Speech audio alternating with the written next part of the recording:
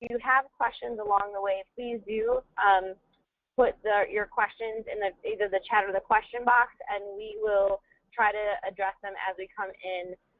We have many other folks from Advance either on the line or listening in, including Jandrasha, our Executive Director, Ben Moore, our Policy Director, our Melissa, and do you guys just want to do a quick introductions of yourselves? Super quick.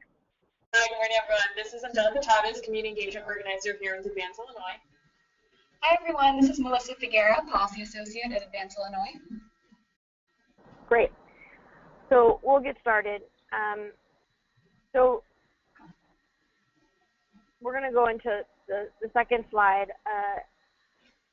So you all have seen, if you've been, paying attention to our coalition and the school funding conversation, you know that we've been really trying to win equitable and fair funding for kids across the state. And so you may have seen these boxes before.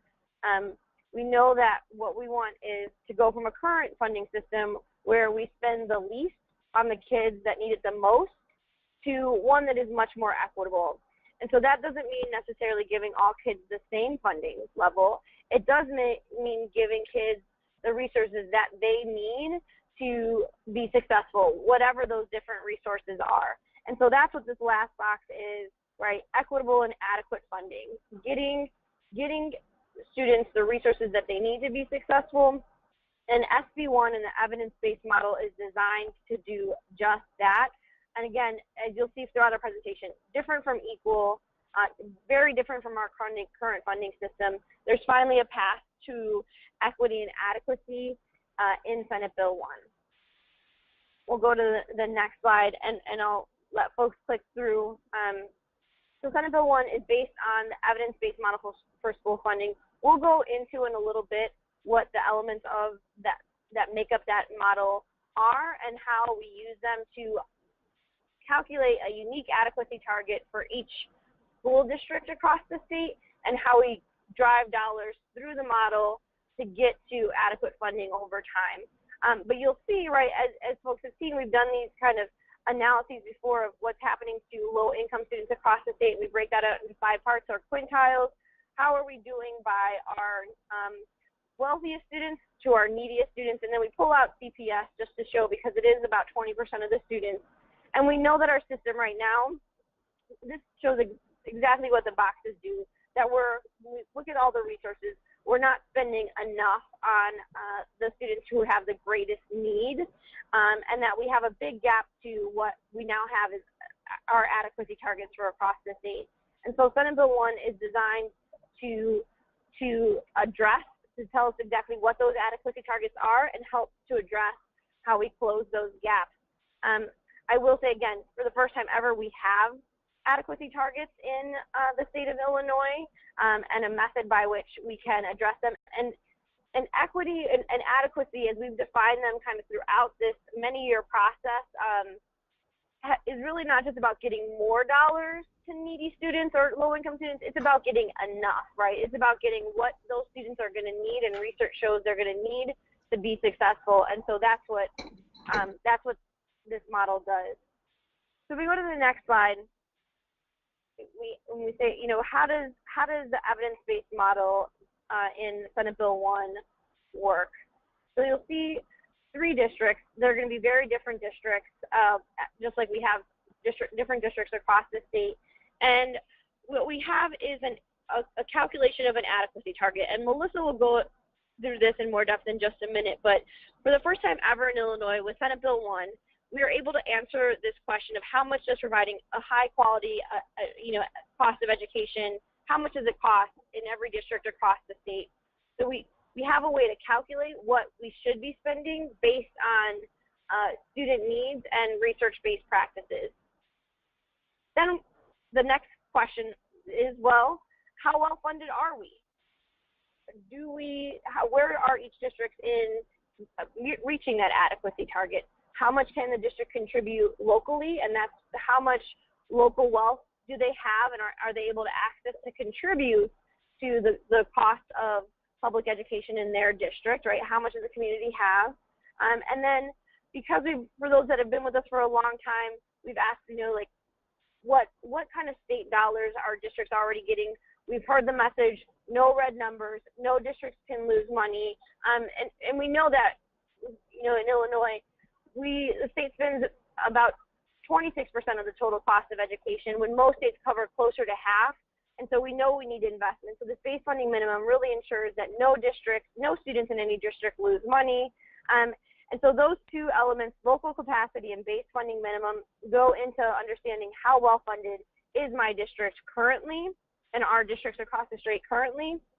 And then the gap to that, right, between how well funded a district is and what their adequacy target is this gap towards adequacy. And that tells us how far we need to go and what we need to do to make sure that each district is adequately funded in the state. And that's what that distribution formula is.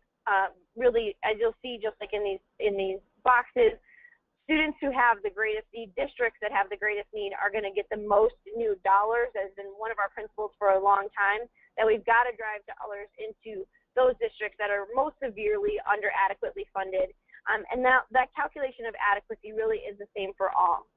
So I'm going to turn it over to Melissa to talk a little bit about how Senate Bill 1 and the evidence-based model recognizes individual student needs. All right, so as Teresa mentioned, the way new dollars will flow to districts under Senate Bill 1 is going to be based on how far a district is from reaching their adequacy target. So now we're going to take a slightly deeper dive into what that adequacy target is and how it's calculated in the bill. The first step to calculating the adequacy target is to figure out the cost of these 27 essential elements. So what's so powerful about the way adequacy is calculated in Senate Bill 1 is that these elements are based on research. They're methods and practices that have been proven to improve student performance over time. So they include some of these elements that are listed in addition to others. So we have up-to-date technology and textbooks in the classroom, nurses and guidance counselors, reading interventionists, everything essentially that it takes once you put all of these pieces of the puzzle together to give your students a high-quality education in the district. The next step is to apply these elements to districts based on their specific demographics. So we cost out these elements based on the total enrollment of the district, and then the evidence also tells us that certain student populations have additional needs, and we need to provide them with additional resources to meet these needs. So the formula takes into account the number of English learners in your district, as well as the number of special needs students and low-income students in the district. Districts with significantly higher numbers of these special populations will get additional resources towards their adequacy target. The final step is to acknowledge that across Illinois, we have different labor markets, which have different wage levels. And we need to adjust in order to make sure that each district can compete for high-quality educators. Once you put all this together, you come up with the district's individual adequacy target, which is based on unique student needs. So as we mentioned, the final step of making sure that that adequacy target is perfect for each individual district is to adjust for the cost of wages in districts and counties. A very important component of Senate Bill 1 is that, especially for our downstate districts, is that no district is below a CWI or comparable wage index of 0.9. This means that across the state, whether you're from DeKalb or Johnson County or Sangamon, you have the equal ability to compete for high quality educators and to retain those educators over time. Can I just add here, putting a floor on regionalization is something that came up pretty consistently among our coalition partners downstate about really wanting to not just be competitive within their county, but making sure that teachers who are potential future teachers who go away to school in some other part of the state for their teaching license, they can compete with them to bring them back into their districts, and that they're not losing all of their teachers to other areas. And I think this is something that really does benefit downstate in this bill. So now I'm going to turn it over to Ben, who's going to walk us through the way that the bill assesses local ability to pay and ensures that no district loses funding. Thank you, Melissa and Teresa. As Melissa and Teresa discussed, the first part of this is determining the adequacy target, and then the next piece is to understand at what percent a district is currently funded so that we can appropriately distribute new dollars. The formula distributes the new dollars based on how far a district is from its adequacy target. And so we have to come up with what the current level of funding is for a district, and we call this its percent of adequacy. As you can see in the diagram, we have the adequacy target, and then we have two new concepts, the local capacity. This is the amount that a district is expected to contribute towards education and is based very much on the property wealth of the district, and the base funding minimum. This is the current state funding that a district has.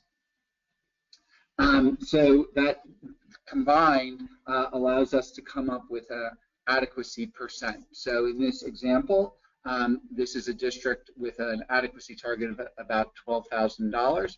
It is expected to contribute $4,000 in local funding and has $5,000 in existing funding. And we made the math easy here, so that is they are at a 75% of adequacy. And what we see is that then this district has a gap to adequacy. That gap is then what we need to fill over the coming years as new dollars are appropriated. So I'm going to start out with go do a little deeper dive into each of these concepts. The base funding minimum is the existing state funding, and this is obviously a very important concept in the bill because it is what maintains that no district loses dollars. By looking at the existing state funding and holding all districts harmless for that existing state funding, we ensure that no district loses dollars. But the base funding minimum is really more than that.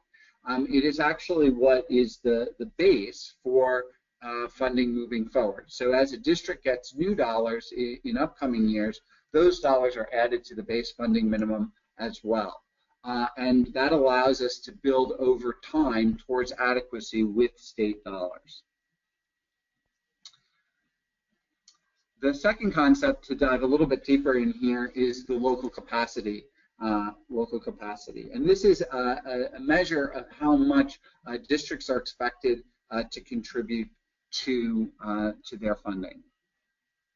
To calculate the local capacity and how much a district can contribute, there's a formula which takes into consideration both the property wealth of the district and the adequacy target of the district, and compares where a district is with those two values relative to all other districts in the state. So for example, a district that is at the 50th percentile for both its adequacy target and property wealth would be expected to contribute 50% of its adequacy target. I think the key principle here is that districts with higher property wealth are expected to contribute more, and that is how this works throughout the formula. Just to take a little deeper dive into local capacity, there really are two situations that we have to address with the local capacity, since this is a calculation. One is when districts are below their local capacity. For districts that are collecting taxes below their local capacity, as you can see in this diagram, the formula actually uses the calculated local capacity in the formula. So this clearly shows that the district has some responsibility for closing that adequacy gap. While no district is required to increase their taxes in any way, if a district does not reach its local capacity target, it will not be possible for that district to be necessarily fully adequately funded.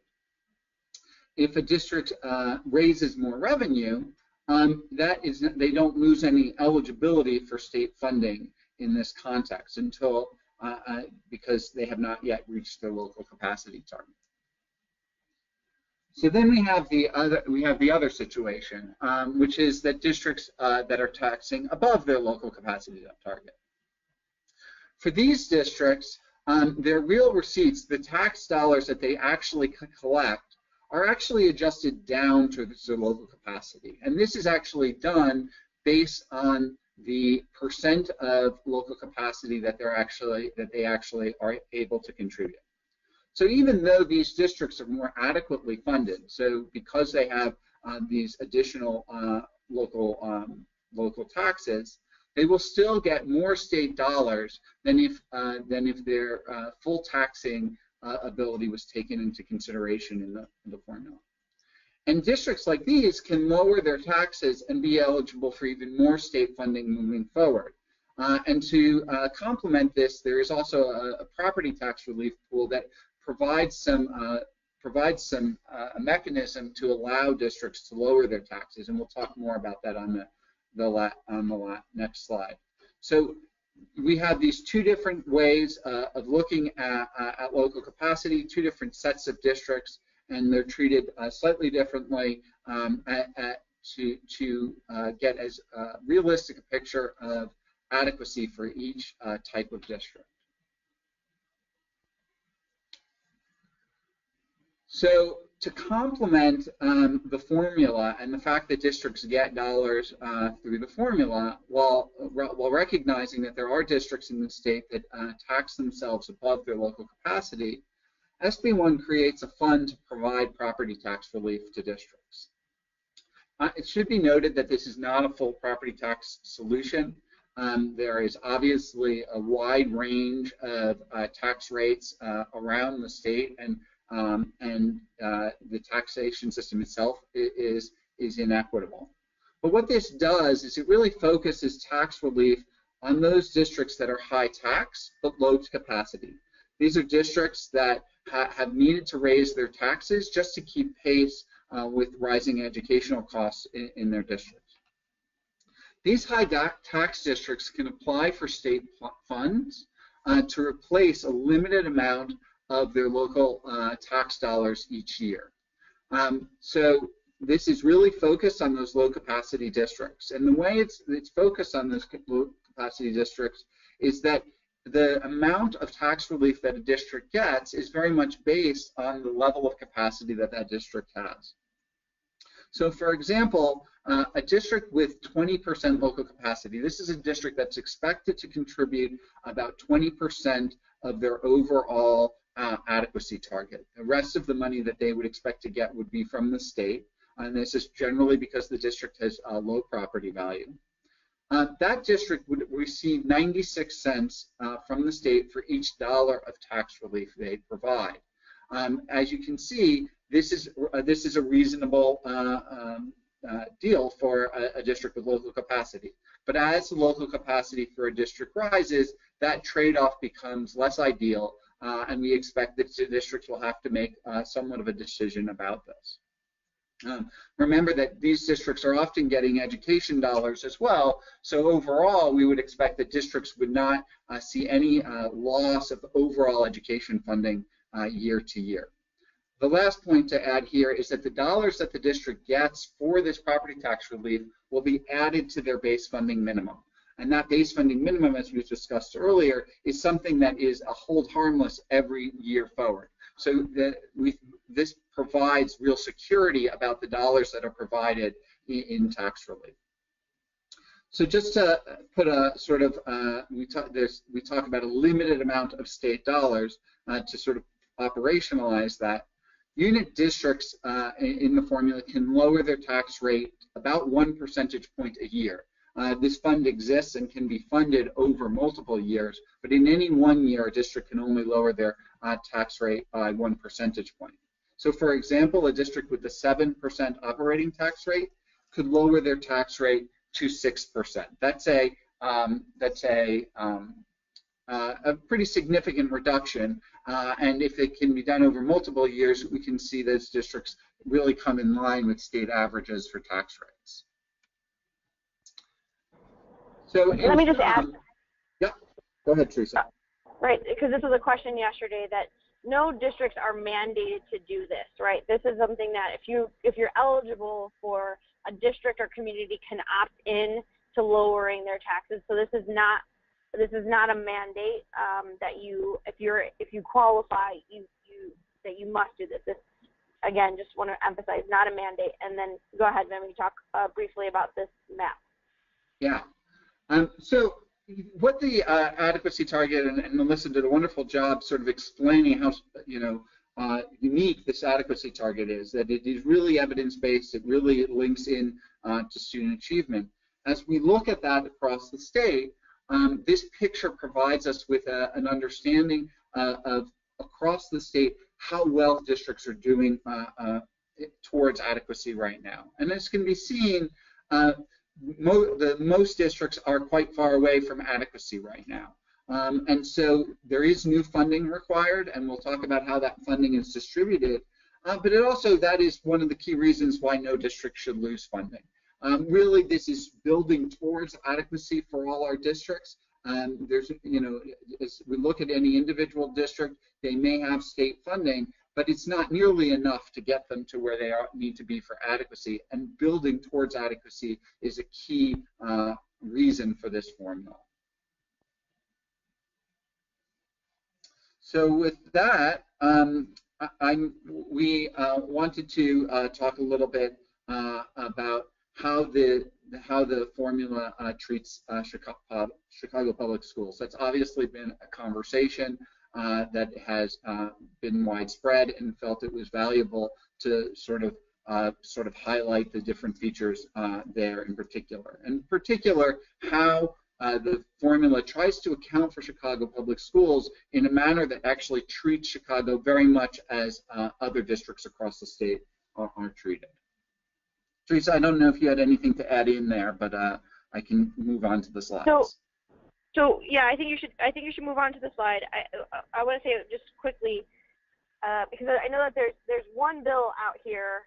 There's one school funding reform bill that passed the House and the Senate, and that is Senate Bill 1. And there's one official set of numbers, and that is on the ISB website. And what's in that, before Ben explains this, is there's $350 million modeled by ISB, right, based on FY17 assumptions, modeled into the formula that goes into the formula. Then there is a separate about $21 million for Chicago normal costs, and we're going to walk through that. And then there is a pension relief fund, and those things are all separate. And so I want to just be clear, when we're talking about, as Ben goes through this right now, we are going to talk about the school funding formula. We will talk about Chicago pensions, and Ben just talked about the property tax and the relief fund. So those are three separate things. All of the information in here is verifiable by official ISB analysis that's on their website. And so Ben, you want to briefly go through this next slide? Of course.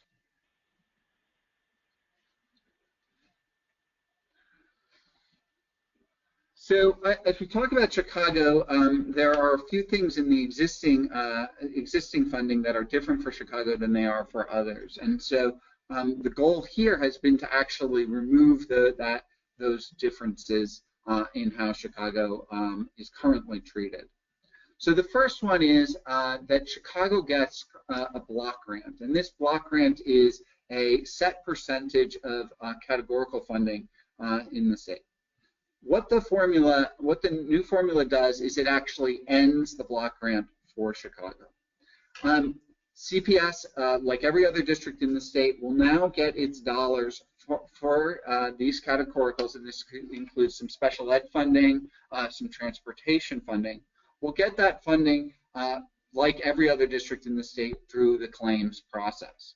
It should be noted that there are, in fact, a set of categoricals that are actually integrated into the formula for all districts, and so those elements had already been integrated in. But there are some categoricals outside, like special ed transportation and special ed private tuition, which have not been integrated in.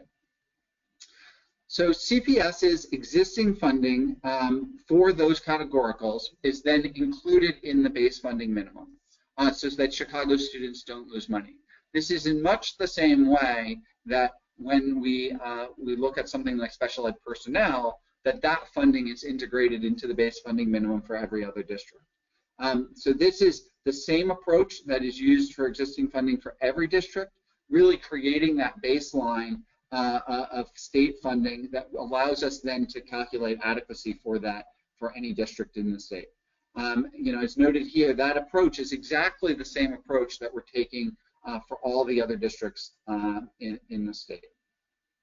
And therefore, no district loses money compared to their current funding levels. And that's really been one of the key principles of the coalition, and is really held up here in this particular approach.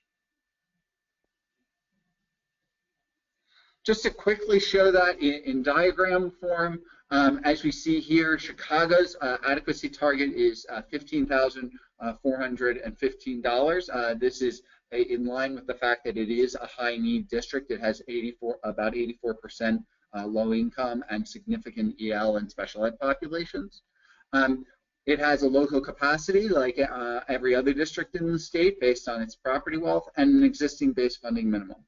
By integrating the existing block grants, that is actually added to their base funding minimum. And what can be seen here is that what that does is it decreases their gap to adequacy. And that obviously affects their funding moving forward. But it is an accurate representation of the amount of state funding that they currently have. The second element for Chicago is to talk about their pensions. Chicago is different from every other district in the state in that when Chicago has to pay from its local tax dollars, it has to pay both for pensions and for students. And that whereas most other districts in the state, all of their dollars are able to go towards the adequacy target and towards students because the state picks up their pension costs.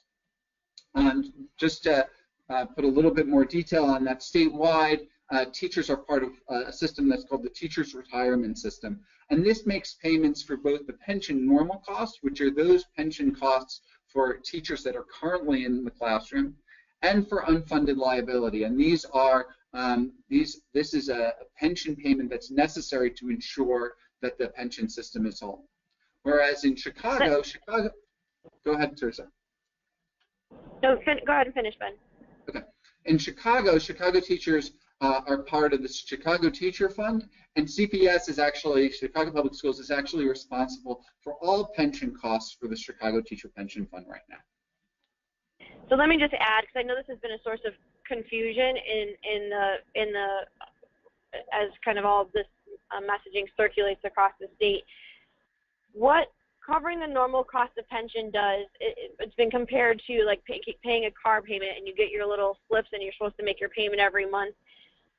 What Chicago is on the hook always for paying that payment. The state is going to give Chicago money to make their normal cost payments, right? Just like it does for every other district in the state. It does not do that and then take over the obligation of paying the note too. So Illinois isn't taking over the Chicago Teachers Pension Fund and now obligated to pay into that. Chicago is obligated to pay that, and the state is just giving Chicago money to pay it like they do for every other district in the state. And so there's not a double dipping here. This is just straight up giving Chicago money for normal cost of pensions, that is pensions moving into the future, so Chicago can pay their own payments. Thanks, Teresa. Ben, you want to take the next part? Yeah. Yeah, and just to sort of, again, put that in a little bit into pictures, what this does is, what SB1 does is it provides an accounting for both the normal costs, as Teresa's been describing, and for the unfunded liability. So starting with the unfunded liability, what the formula does is it takes the local capacity and it actually reduces the local capacity by the amount of the unfunded liability. The idea here being that Chicago, because it's paying its pension costs out of its own tax dollars, has less local capacity to pay for adequacy than it would otherwise do. And so that's the approach that's taken for the unfunded liability, is that these are dollars that go to pensions, not kids. I think the comment has been made that you can't spend the same dollar twice, and that is the accounting that's taking place here. The second piece is that is around the base funding minimum and normal cost. And so the way this is handled is in a manner that we would believe that any other district, if it was need to pay pensions, would want, which is that the pension cost, the normal cost, which is about $220 million, is actually added to the base funding minimum for CPS. And in fact, the language is written in a manner that if any other district was responsible for paying its pension costs, the base funding minimum would be, the normal cost would be put into the base funding minimum. And this is a one-time amount. It is $220 million. That will go, because the base funding minimum goes into perpetuity and is our hold harmless, that will continue moving forward. But that $220 million does not grow over time. And so what Chicago then is becomes responsible for is that as money is flowed into the formula, that Chicago will have to pay any additional growth in normal cost through money it receives through the formula. But this simply acknowledges that Chicago currently has to pay its normal cost itself. Okay, let me just re-emphasize this point, especially on slide 19, because I think there's a lot on here. So we talked about CPS, the state giving CPS's payment for normal cost that goes into the base funding minimum, and that is normal cost of pension moving forward. Then you have what we call unfunded liability, and that is what the state picks up for every other district as well. Chicago is still on the hook, just like it is for its normal cost. They're on the hook for unfunded liability, and that means, and those dollars for that come from local property taxes, and they can't go towards, the dollars can't be used twice, as Ben said, so they can't go towards paying for those 27 elements that we know Chicago students, just like every other student in the state, needs to have an adequate public education. And so all of this does, because Chicago is unique in this front, is recognizes this in their local capacity, that those local dollars can't be used again. So that's what slide 19 does, and Ben just said, because this is about ultimately holding students harmless and driving more dollars to students, so we can drive as many dollars to students as we can across the state in an equitable way. And we'll say more about how this does, like how we're doing on this in the next slide. So, and Teresa has sort of really walked through this slide already. Just to highlight the elements of the picture again, Chicago uses local property taxes for pension payments. The normal costs are part of adequate funding and part of the base funding minimum because they're for teachers that are currently in the classroom. Chicago's unfunded liability is accounted for in their local capacity, since these are tax dollars that cannot be used for adequate school funding. And CPS will continue to be responsible to make the pension payments.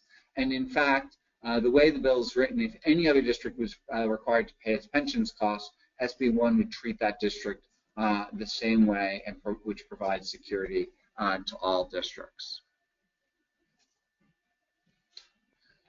So with that, we need to talk about the distribution. Melissa, did you want to talk about the distribution a little bit? Sure. So going back to our first graphic, we've now checked off the first two parts of the model. We've established our adequacy target, and then Ben has taken us through the steps of figuring out how close districts currently are to reaching that adequacy target, what their gap to adequacy is. Based on that gap to adequacy, we can then complete the final step of the formula, which is distribute new funding. So how is this new funding distributed? As you can see from this visual, it's very important in Senate Bill 1 that the new funding is distributed, the most new funding is distributed, to districts that are farthest away from reaching their adequacy target. So I'm not going to read out the whole slide. You can probably read it faster than I can say it. But the important things to note here is that Tier 1 are those districts that are farthest away from adequacy. Those districts receive 50% of all new dollars, go to the least well-funded districts in the state. Tier 2, which is inclusive of Tier 1, gets the next largest chunk of money, which is 49% of new funding.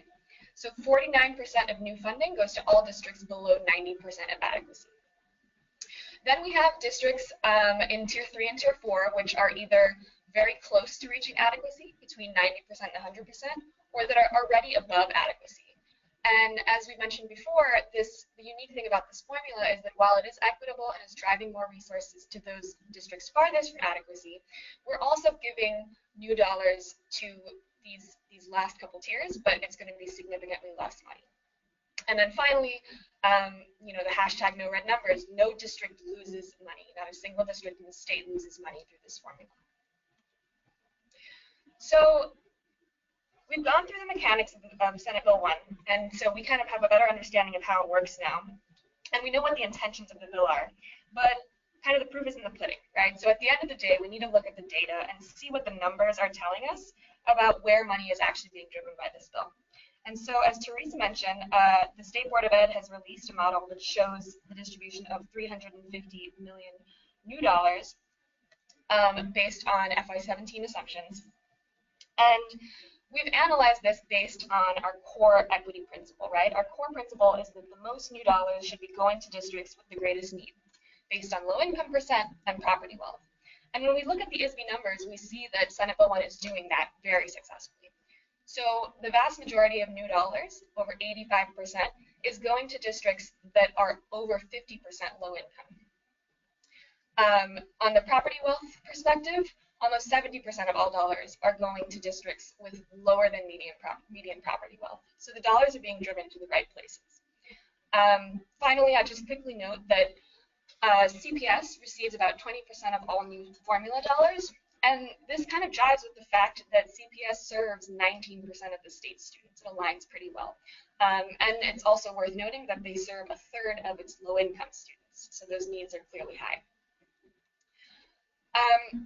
So the next slide, I feel like a picture is really worth 1,000 words in this case. What this is showing is when we distribute those $350 million new dollars, this is the breakdown of how those dollars are driven to districts in the state based on their low income percent. So if we start on the left, the first bar shows districts that are between 0% and 22% low income. They serve the fewest low income students.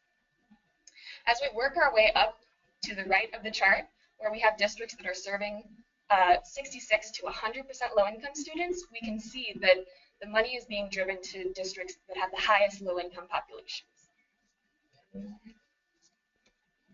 The same goes for property wealth. The graph looks very, very similar. When we group our districts based on their local capacity targets, how much they can contribute from their local property wealth sources, we see that the most significant amount of dollars is being driven to those districts that have the least amount of property wealth to draw on. So property poor districts are taken care of in this formula.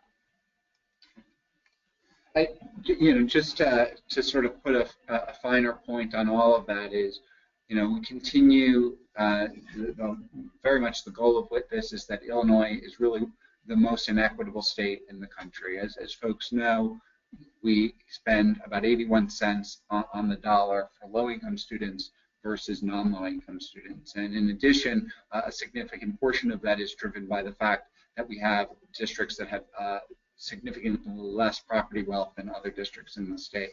And I think these diagrams, more than any other thing, demonstrate the success of Senate Bill 1 and the value that it provides, driving the dollars to those districts that have the most need for it. The last thing I just point out is that we can see in here that Chicago gets about $70 million from the formula, and that is less than some of our poorest districts. And the reality is that Chicago is both a high poverty district and a medium property wealth district. And so the dollar amounts that it's getting are very much in line with where it sits in the state from both a property wealth and a low-income perspective. And as you look at any individual district, both of those factors are taken into consideration. But as how much property wealth and how much low-income a district has, and so the district is going to fall somewhere in these two diagrams based on those two metrics. And it's really that balancing act that we think that Senate Bill 1 has achieved. So with that, I'll hand it over to Angelica. Hi everyone. So I know we went through a lot of information, so I just want to remind everyone that we're recording the webinar, and this will be posted on our Funding Illinois future website. So if you guys want to go back, and also if anyone has any questions, if you guys want to post them in the chat box, we're taking those. We can't hear you, Angelica. So if you could get closer to the mic, that'd be great. Oh yeah, sorry about that. If anyone has any questions, go ahead. You guys can put them in the chat box, and we're gonna reply to those as quickly as we can. I know that we have one already, so we'll definitely respond quickly. So just some highlights on SB1. I'm not going to read through all of this, but a highlight is that this formula really brings school districts together. It uses same evidence-based practices to calculate how much money we should be spending, and in each school district based on student needs. So it really takes that adequacy target into account. We know that new money goes to the neediest districts first. So as Ben and Melissa walked us through, we can see that it flows from the bottom up. We know that there are no red numbers, so no school district loses money. Those are some of the highlights that we saw from previous slides. And just looking at the core principles that are Funding Illinois Future Coalition and the Fixed Formula campaign we've been working on, and some of our principles that we see here is that recognizes individual student needs. It takes into account local resources so that we know we have a regressive system right now, so we're hoping that this formula really moves forward so that we're able to achieve a more equitable and adequate formula as well for our students. It closes funding gaps and it keeps them closed, and we want to provide a sustainable and stable system, so not a one-time banded type of solution, but something that's really sustainable and moving forward. As we invest and pour more dollars into the formula, we see some of those gaps closing. So those are some of the highlights on SB1. So if anyone has any questions, like I said, go ahead and put them on the chat box. So if you're also interested in hosting your own webinar for your individual organizations, school districts, we would be more than happy to do that.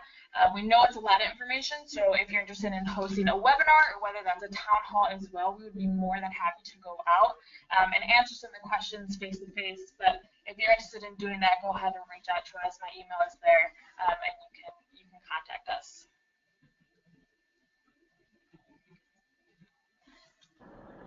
Great. Thanks everyone for joining.